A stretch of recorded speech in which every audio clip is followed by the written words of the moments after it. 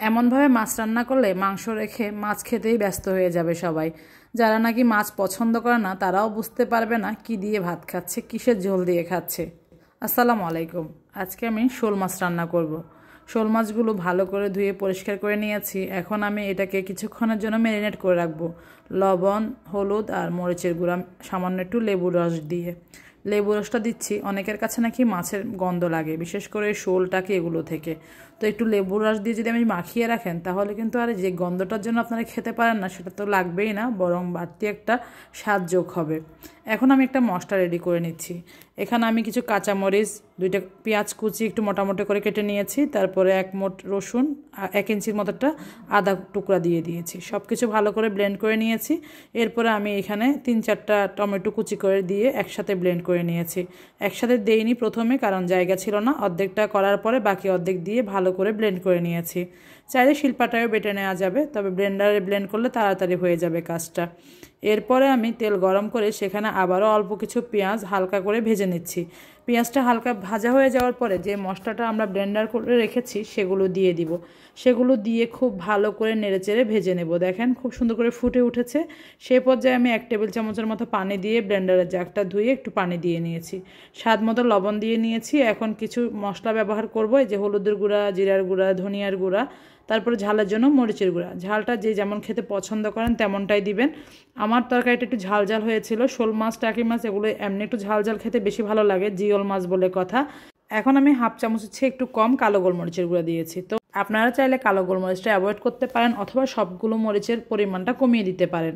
তো এখন আমি মশলাটা ঢেকে খুব ভালো করে কষাচ্ছি। এই পর্যায়ে কিন্তু খুব সাবধানে আপনাকে নাড়াচাড়া করতে হবে, কারণ সস বানানোর সময় যেমন ফুটে ফুটে উঠে ঠিক সেরকম এই মশলাটাও কিন্তু ফুটে ফুটে উঠছিল। দেখতেই পেয়েছেন, আওয়াজটাও শুনেছেন। মশলার উপরে যখন একদম তেল ওঠা ভাব হয়ে গিয়েছে সে পর্যায়ে ওই যে হলুদ, লবণ আর লেবুর রস মাখিয়ে মাছটা রেখে দিয়েছিলাম সেটা এই পর্যায়ে দিয়ে দিয়েছি। দিয়ে মশলার সাথে ভালো করে মিশিয়ে ঢাকনা দিয়ে ঢেকে মিডিয়াম আঁচে রান্না করছি, কারণ এটা এই মশলার গ্রেভির মধ্যে আমরা খুব ভালো করে কষাবো, যেহেতু আমরা মাছটা ভেজে নেইনি। শোলটাকে এগুলো আমরা ভাজি না। আপনারা যারা ভাজা ছাড়া একদমই খেতে পারেন না তারা ভেজে তারপরে সেম প্রসেসে রান্নাটা করতে পারেন। এখন আমি এই মাছটাকে খুব ভালো করে কষাবো, প্রায় 10-15 মিনিট ধরে কষাবো। একদম মাংস যেরকম কষাই না আমরা, ঠিক সেরকম। দেখতেই পাচ্ছেন মাছটা কষে চারদিক থেকে তেল উঠে গিয়েছে মাছের উপরে। সেই পর্যায়ে আমি এটাতে সামান্য গরম পানি ঝোলের জন্য দিয়ে দিচ্ছি। ঝোলটা যেরকম পাতলা বা ঘন রাখতে চান সেরকমই দিবেন। আমি 1 কাপের মতো গরম পানি দিয়েছি। এরপরে আমি এটাকে নেড়েচেড়ে ভালো করে মিশিয়ে নিচ্ছি। ঝাল ঝাল হয়েছে, তাই বলবো যারা ঝাল কম খেতে চান তারা চাইলে মরিচের পরিমাণটা কমিয়ে দিতে পারেন, অথবা 1 আইটেম বাদও দিতে পারেন। এখন জাস্ট মাছটা ভালো করে ফুটিয়ে নিলে রান্না হয়ে যাবে আমাদের। খুব বেশিক্ষণ আর রান্না করতে হবে না। রান্না মোটামুটি হয়ে এসছে। এই পর্যায়ে আমি বেশ খানিকটা ধনিয়া পাতা কুচি উপর থেকে দিয়ে দিয়েছি। তরতাজা শোল মাছ হলে খেতে কিন্তু অনেক মজা লাগে। আর এগুলো ছিল একদম জ্যান্ত শোল মাছ। জ্যান্ত শোল মাছ হলেই বেশি মজা। শোল মাছ, টাকি মাছ এগুলো কিন্তু মরে যাওয়ার পরে তেমন একটা স্বাদ থাকে না, যার কারণে জ্যান্ত এনে কেটে বেছে রান্না করলে সেটার বেশি স্বাদটা পাওয়া যায়। আর এভাবে রান্না করলে তো কথাই নেই, কী যে মজা লেগেছিল মাছটা খেতে। মশলাগুলো মনে হচ্ছিল যেন একদম মাংসের ঝোল দিয়ে খাচ্ছি এমনটা।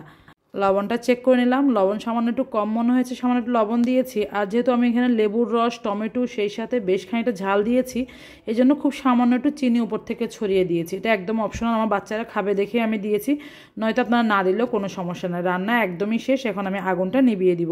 আপনাদের কার কাছে কেমন লেগেছে আজকের রান্নাটা অবশ্যই জানাবেন। আজকে আমি চলে যাচ্ছি। আল্লাহ হাফেজ, আসসালামু আলাইকুম।